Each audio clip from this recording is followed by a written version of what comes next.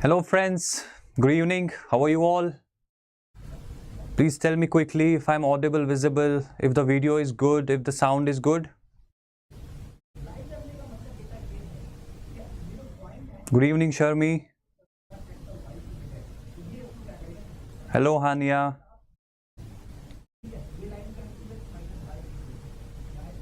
Is all good? Is audio clear? Give me a sound check quickly before we start. Hello, Nishita. Hello, Zanab.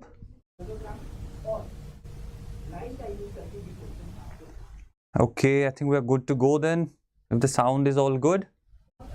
So let us start today's topic. Hello, Bunny. Hello, everyone. Thank you. So let us start today's topic. Today we're going to discuss the volcanoes. Up until now we are done with a lot of important topics including the plate tectonics. That has been a very important topic in mountain building and other activities. And you would have learned about how the volcanoes come out of the earth in the plate tectonics as well. Today we'll learn about the volcanoes. So what are the volcanoes? First you look at this image. You are familiar with the image. You know that this image is of plate tectonics. This shows the converging plates and this shows the diverging plates. Now, tell me one thing, what happens at the converging plate boundaries and what happens at the diverging plate boundaries? When we talk of the converging plate boundaries, we know there is a volcanic eruption on the plate that is not subducted. But what kind of a volcanic eruption is there? If you look at this eruption and this eruption, it is not the same. First, we have to know what a volcano is. It is basically the magma that is coming to the surface of earth. Okay, that is what a volcanic eruption is. So clear with the volcano or the volcanic eruption, it is basically the magma that is present inside of the earth. When it comes out, it's called the volcanic eruption. Now, the eruption can be of different types. Based on the mode of eruption, we figure out that one type of an eruption is where there is the convergence of the plates. There the volcano will come from a pipe-like shape and it will be very explosive because of the path that it follows and the content it has. It is very viscous and it will come to the surface of the earth, which will be very explosive when this kind of a path is followed, because you will find that there is a very narrow, a vent kind of a thing through which the volcanic eruption occurs.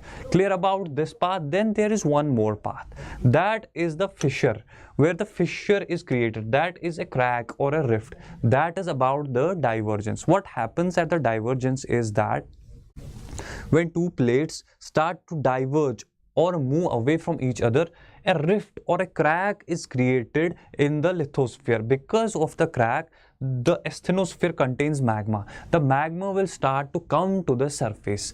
Clear about this path and this path? So two types of paths. First, we will have a vent where the volcano will come through a vent, and the second one is a divergent path where it will be through a fissure.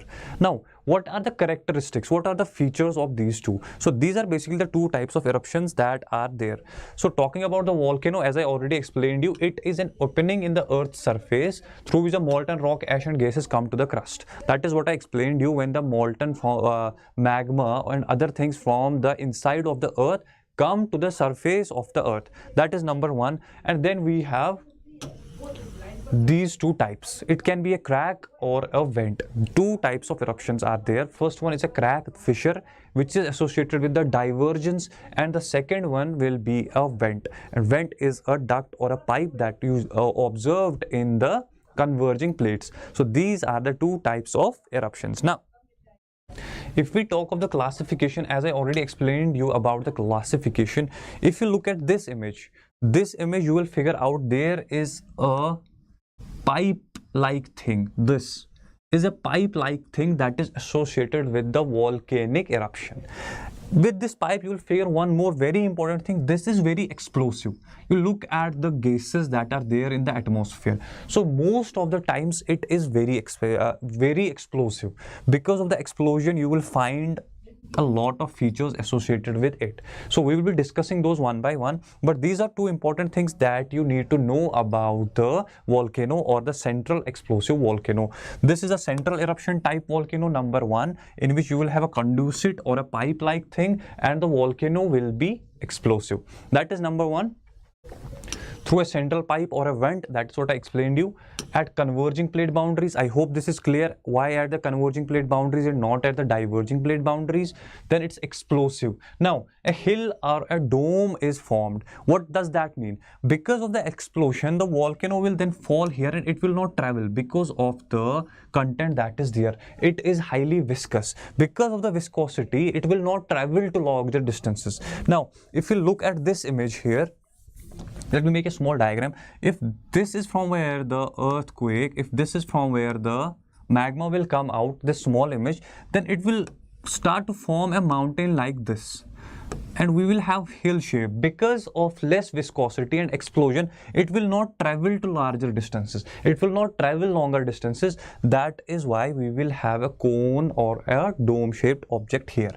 So this is how we will have the shape that is associated with the central eruption volcano.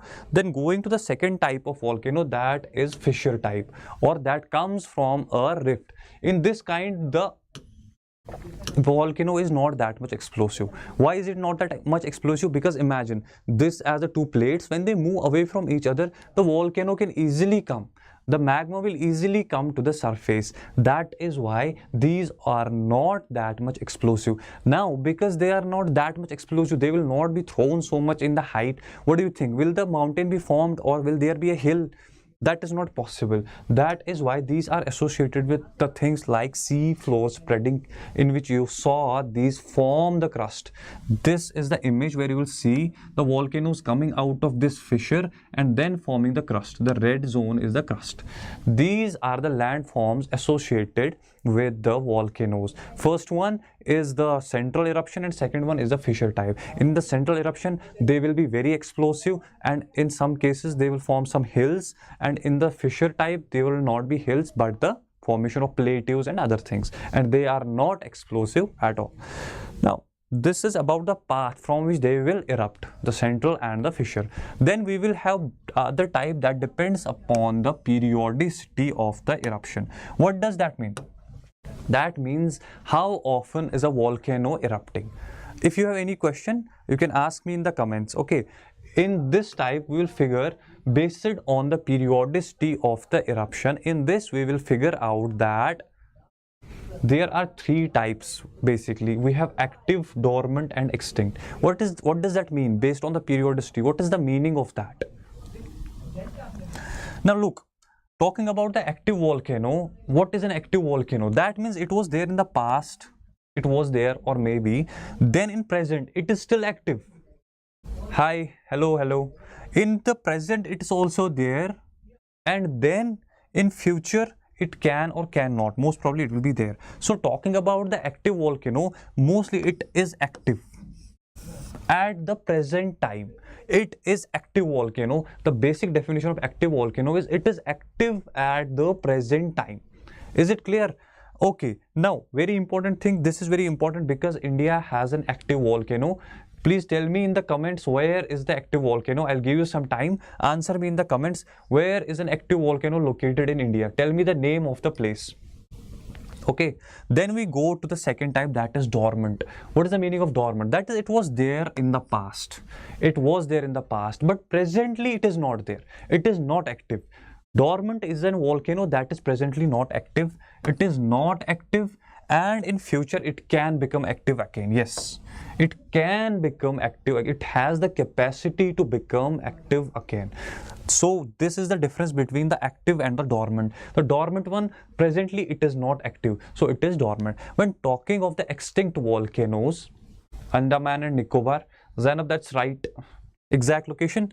In the past it was there, the extinct volcano, in the past it was there. Now when we talk of the present, it is not active at the present moment. So what differentiates it from the dormant then? The dormant can get activated in the future, but The extinct one is gone, it's done, it will not be activated again. That is the difference between the three. So active, dormant and extinct. The dormant one will not be active now, and the extinct will not be active ever, not in the future or ever. So that is the three types of volcanoes based upon the periodicity. So are we done with the two? What are the two bases of differentiation? First, the path that they follow, central eruption, and the second one is the fissure type, and the second is the periodicity. We have active, dormant and extinct. So that is about the periodicity. The answer to the question was Barren Islands.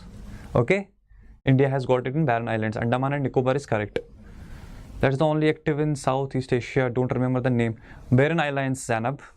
Okay, now Andaman and Nicobar is also correct. Now these are the images of the volcanoes. If you talk of the active volcano, Mount Etna is in Italy, and then we have Mount Vesuvius, and finally Mount Kilimanjaro. See, this is an extinct volcano, this is a dormant volcano, and this one here you can see it is an active volcano. Is it clear? Now let us go to some important terms before we move forward. This is very important so that you understand what we are exactly studying. If you ever hear the word crater, it is a depression at the opening of the mouth. Basically, it is the mouth of the volcano. If you look at this image, if this is a mountain, you will find an opening here, this mouth kind of a thing, that is called the crater. And then caldera is a big sized mouth. What happens is when there is a huge explosion, it might get expanded and then it might get filled with water as well. That is the caldera. If we talk of tephra, these are the rocks and other particles that are ejected while there is a volcanic eruption, because when there's a huge eruption you will see the rock fragments flying in the air.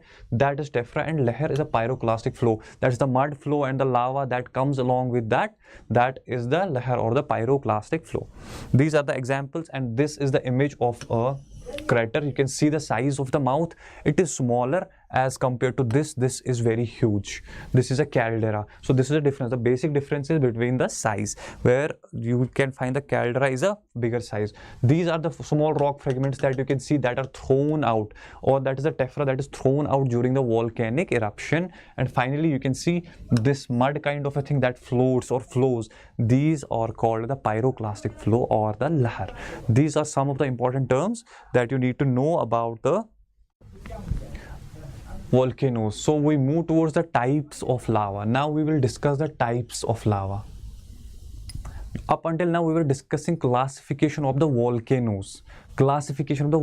Now we'll understand what are the types of the lava. If you have any confusion, please ask me in the comments so that we can continue our lecture. Anything, any issues, just ask me. I'll be happy to answer if you have any questions.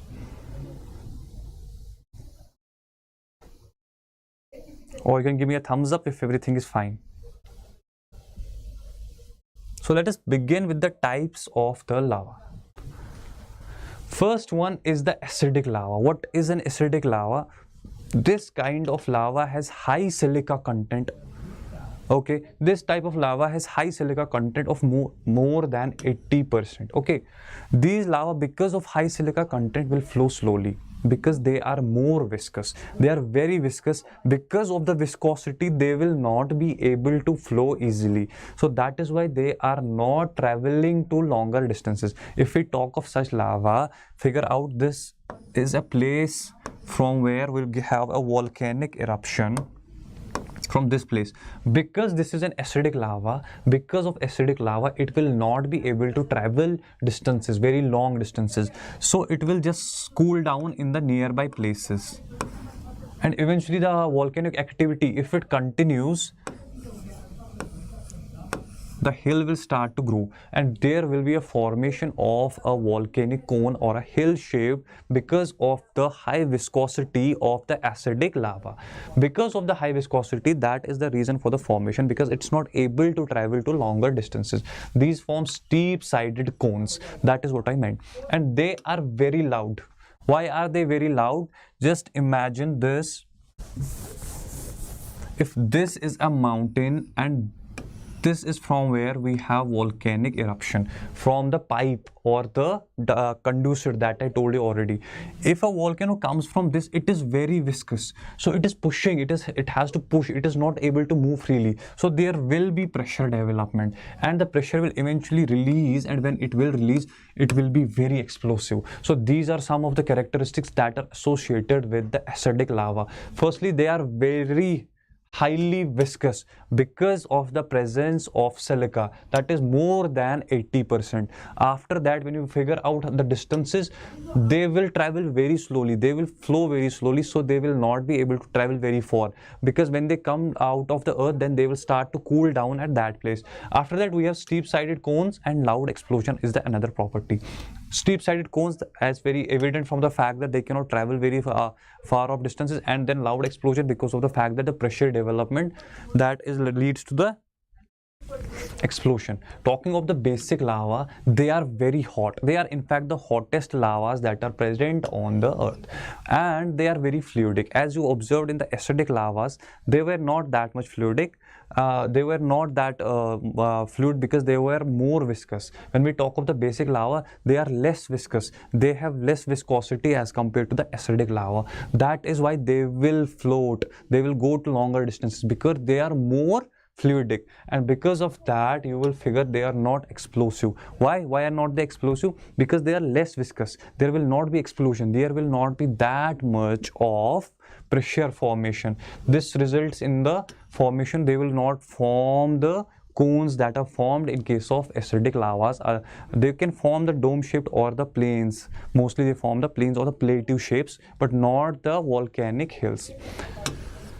That is about the basic volcanoes. So are we clear about the types of volcanoes? So up until now we have got about the volcanic eruptions, then types of lava. Now we'll go to our next very important topic from where mostly the questions will be asked: volcanic landforms. This is very important because mostly you will get the questions from this section, not from the sections we are done. You will seldom get the questions from that portion. So let us move to the very important. Talking of the volcanic eruptions, if you look at this, if this is the earth, when the volcano will come out of this, you will find there will be volcanic eruptions. You can have a mountain, you can have plateaus, you can have anything on the surface of earth. That is one thing. That is the landforms that will be formed on the surface of earth. Then there will be some more landforms that will be formed inside of the earth, beneath the ground. There will be some landforms as well that will be formed beneath the ground as well. Why? Because of the cooling of magma. When the magma will come, because it can be very viscous, it will not reach the surface and it will not come out of the surface of earth. That is why they will cool down in the places inside of the earth. That will lead to the formation of the intrusive landforms. So based on these features, we have two types of landforms primarily. First one is the extrusive landforms that are formed when the lava comes out of the surface of the earth, and the second one is intrusive landform. Intrusive landform is that landform that is formed inside of the earth. They are not exposed to the surface of the earth initially. Clear?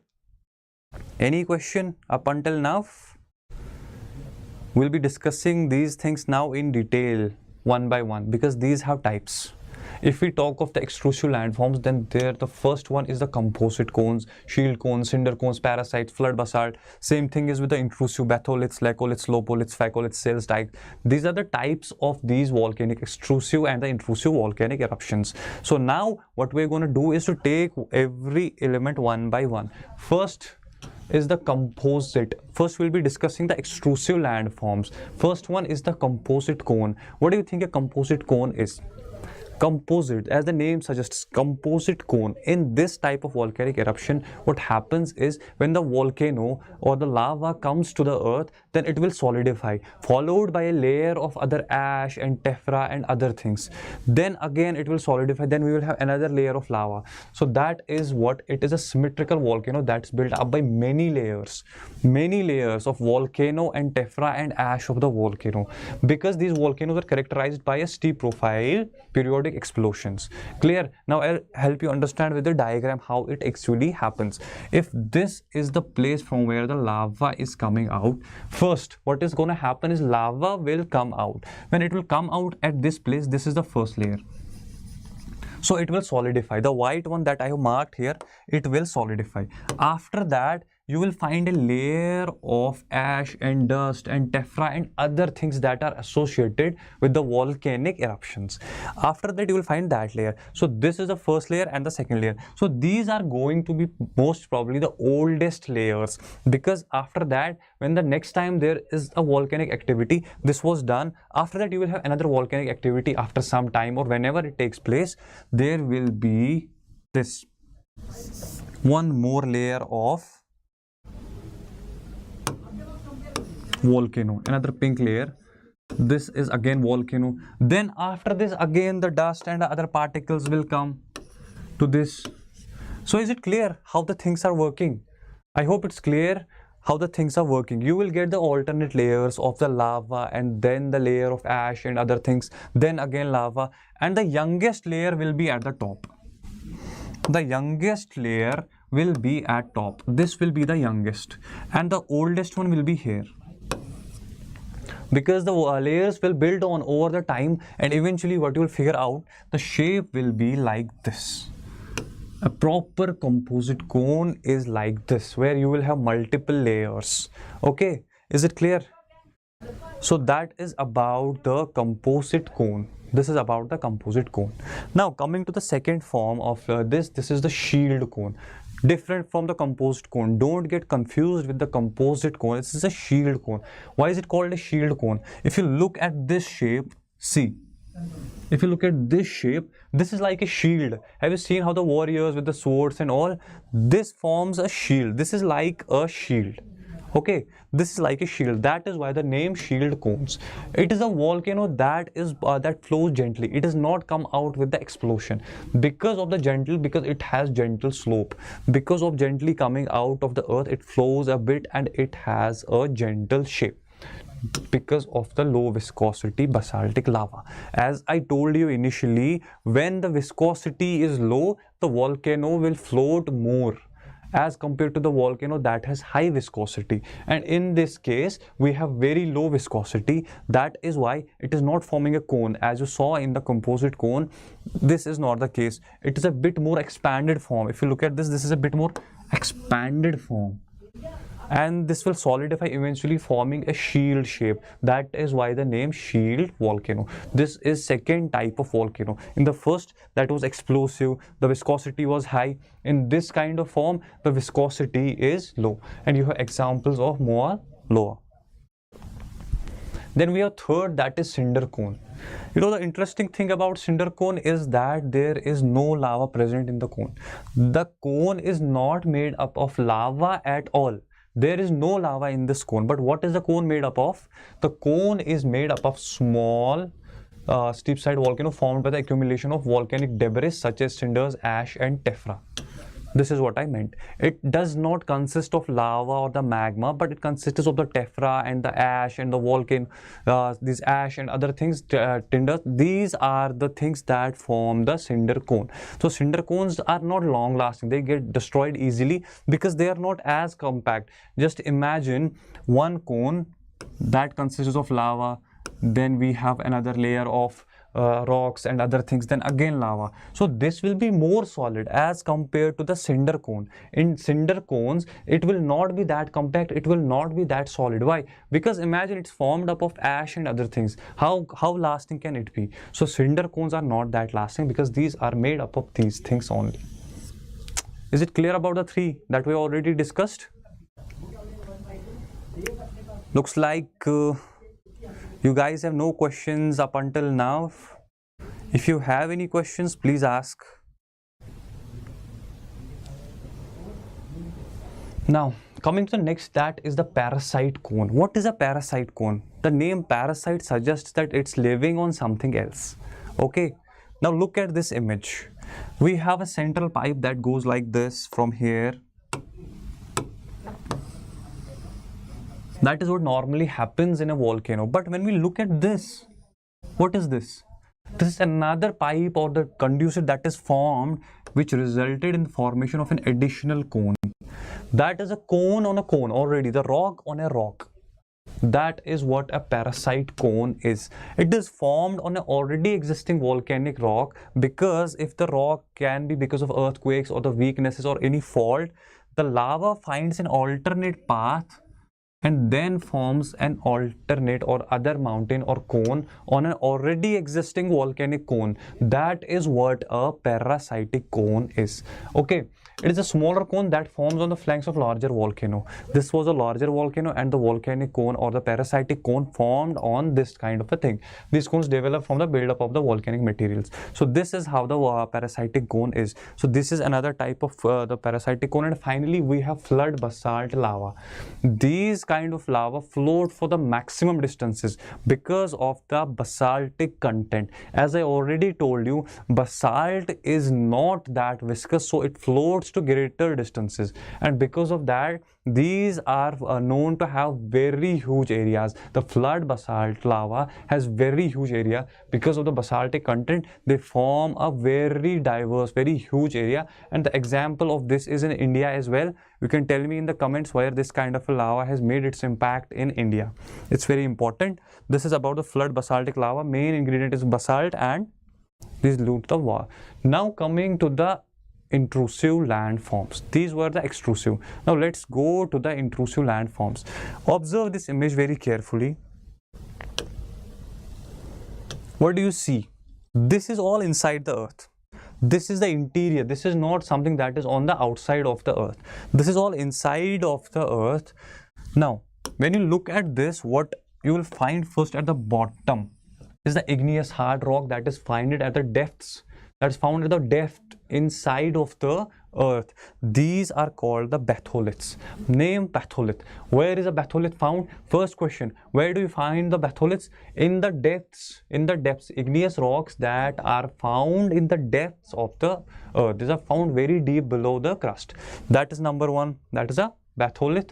After that, we have some other landforms as well. If you look at these shapes, just observe each shape very keenly, because these are the types of intrusive landforms that are associated with the volcanoes. First, let's look at this. If you're observing this, you will see it like this and then this. I don't know if it's clear or not. Just a second. Look at this very carefully. You will find the crust and then a trough. First it goes like this and this, up and down, anticline and syncline. When you find the lava or the volcano at these anticlines and the synclines, this leads to the formation of an intrusive shape called the phaccolith. The word phaccolith, P-H-A-C-O, phaccolith, lith, rock, lith, phaccolith. Phaccolith is here. You have batholith that is already here. Then we go to the other shape, that is the laccolith. Phaccolith. Don't get confused between the words. These are very confusing. Look at this now. This is a laccolith. How does it look like? It looks like a dome shaped or convex to the sky. Don't think about concave to the ground. Convex to the sky. You have to give the name as per how it is looking towards the surface or to the sky. This looks like a dome shaped or a convex shape towards the sky. This is called the laccolith. Then you will have another saucer shaped lopolith here. Laccolith, lopolith, don't get confused again. Phaccolith, laccolith, lopolith, saucer shaped. This shape, saucer shape, you have lapolith. Then there is one more thing. If it is perpendicular like this, if it is vertical, then it is called a dike. And if it is horizontal, more or less, see, this is more or less horizontal, not exactly horizontal, but more or less horizontal, then it is called a sill. Clear with the interior of the earth, how the landforms are there based on the volcanoes. These can sometimes be exposed as well due to various activities, like if the upper layer of the earth is removed, then we will have these kinds of things. Laccolith, phaccoliths, all these things are there that I have already discussed. I hope you know about the shape if you ever get asked about the shape. Batholiths that lie in the deeper depths of the earth. Then you have phaccoliths that are having crusts and troughs, or syncline and anticline volcanic. Then you will have lopoliths saucer shaped, like this, saucer shaped, like this, like this. These are saucer shaped. Then you will have laccoliths like this, dome shaped, and you have sills and dikes. Sill will be like this and the dike will be like this, but it is not to be exactly 90 degrees. If you look at this, this is not exact 90 degree, but still it's a dike. And similarly, if you look at this, this is not exact horizontal, but it is still called a sill. So are you clear with each and every landform that we are done with? Interior of the earth, how the landforms are there associated with the volcanoes? If that is clear, give me a thumbs up in the comments.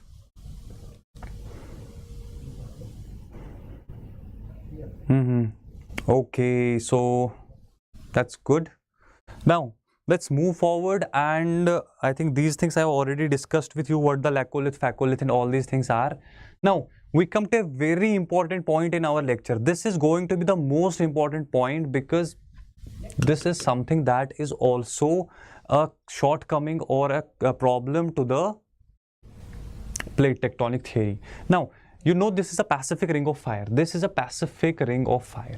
If you look at this region that I am demarcating, these are the plates or the plate boundaries. These are the plate boundaries. Now, what is the plate boundary? Normally, up until now, we have learned that the earthquakes and the volcanoes are present at the plate boundaries. And we have also figured out how it is possible only near the plate boundaries. Up until now, you know, because when there is convergence, what kind of a volcano will be there? If it is divergence, what kind of a volcano will be there? But now, when we look at this, we'll find some places like this, these points that are there, these are not located at any plate boundary, but still you will find volcanoes there. How is it possible?